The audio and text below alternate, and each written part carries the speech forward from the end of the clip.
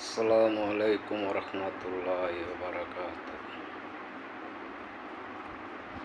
ভাই ও বন্ধুরা, আপনারা কেমন আছেন? ভালো আছেন নি? আমি আপনার দোয়া আল্লাহর রহমত ভালো আছি। আজকে কিছু পুরানা কথা বলতে চাইতেছি, কারণ এখন দেশের রাজনীতি আর আগেরকার রাজনীতি রায় তার দিন ডিফারেন্স হয়ে গেছে। কেন আমরা বয়স মোটামুটি কম হয় নাই। 1975 সালে জন্ম, তবে পরাই লোকের রাজনীতি এই কমার বেশ দেখছি এরশাদের আমলের থেকে। এরশাদের আমলেও রাজনীতি এরকম ছিল না। এরশাদের আমল দেখলাম, বিএনপির আমল দেখলাম, শেখ হাসিনার আমলও দেখলাম, এখন আবার শেখ হাসিনার 2024 সালের আলামতও দেখতেছি। তো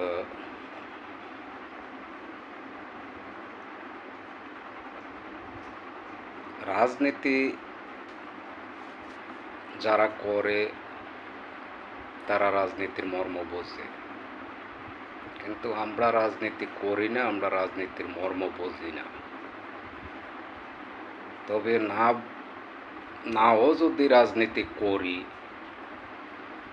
আগে যে দেশে রাজনীতি মানুষ কইরা আইছে এটা আমরা দেখছি, আর এখনকার যে রাজনীতি মানুষ করে এটাও আমরা দেখতেছি। তা আমরা তো দেশের ভিতরে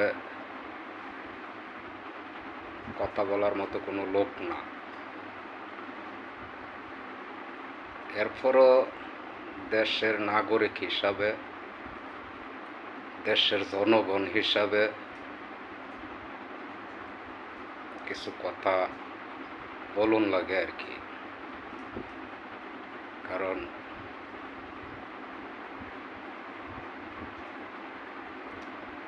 অন্যায়ের বিচারও আমরা করার মতো ক্ষমতা নাই, অন্যায় বিচারও আমরা করার মতো ক্ষমতা নাই। তবে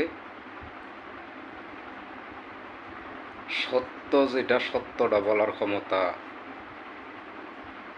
অবশ্যই আছে। কারণ এই জন্য আমার কথা বলার উদ্দেশ্য। কিন্তু রাজনীতি মানুষ করে, ঠিক আছে, সমস্যা নাই, রাজনীতি করো। আওয়ামী লীগও বুঝি না, বিএনপিও বুঝি না, জামাতে ইসলামও বুঝি না, জাতীয় পার্টিও বুঝি না। পার্টি হিসাবে আমার কোনো বক্তব্য নাই, কারণ দেশের নাগরিক হিসাবে হইলে আমার বক্তব্য।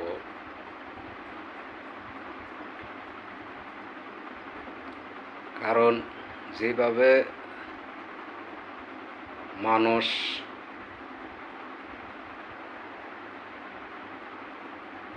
এই 2008 সালের পরের থেকে যে মানুষগুলান্তি মরতেছে,